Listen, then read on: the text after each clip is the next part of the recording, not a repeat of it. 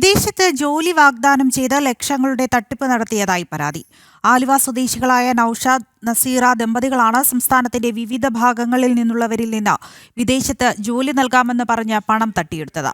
മുഖ്യമന്ത്രിക്കും പോലീസ് മേധാവിക്കുമടക്കം പരാതികൾ നൽകിയിട്ടും യാതൊരു നടപടിയും ഉണ്ടായിട്ടില്ലെന്ന് തട്ടിപ്പിനിരയായവർ പറയുന്നു. ദുബായിൽ രുചിക്കൂട്ട് എന്ന പേരിൽ സ്വന്തമായി റെസ്റ്റോറന്റ് ഉണ്ടെന്നും അവിടെ ജോലി നൽകാമെന്നും വാഗ്ദാനം ചെയ്താണ് സ്ത്രീകളടക്കമുള്ള നിരവധി പേരിൽ നിന്ന് നൌഷാദ്, നസീറ ദമ്പതികൾ ലക്ഷങ്ങൾ തട്ടിയെടുത്തത്. എന്നാൽ ഓരോരുത്തരിൽ നിന്നും 2 ലക്ഷത്തിലധികം രൂപ കൈപ്പറ്റിയിട്ട് മാസങ്ങൾ കഴിഞ്ഞിട്ടും വിസ ലഭിച്ചില്ലെന്ന് മാത്രമല്ല, പണം തിരികെ നൽകാനും ഇവർ തയ്യാറായിട്ടില്ല.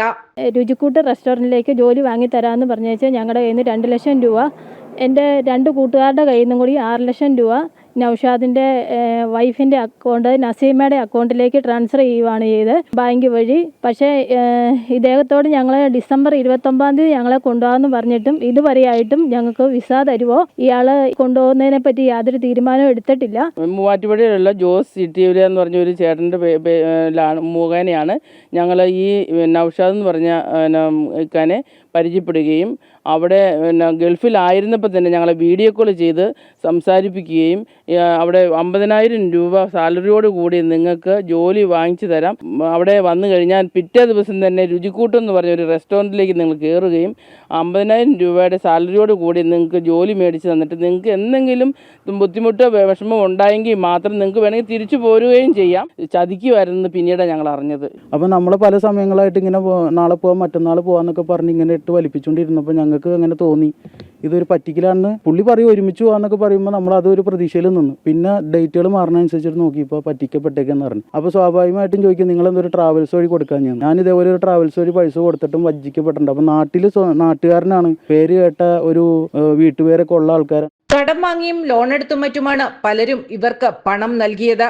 വിവിധ പോലീസ് സ്റ്റേഷനുകളിൽ ഇവർക്കെതിരെ പരാതികൾ ഉണ്ടായിട്ടും ആലുവ സ്വദേശികളായ ദമ്പതികൾക്കെതിരെ നടപടിയെടുക്കാൻ പോലീസ് ഇതുവരെ തയ്യാറായിട്ടില്ല.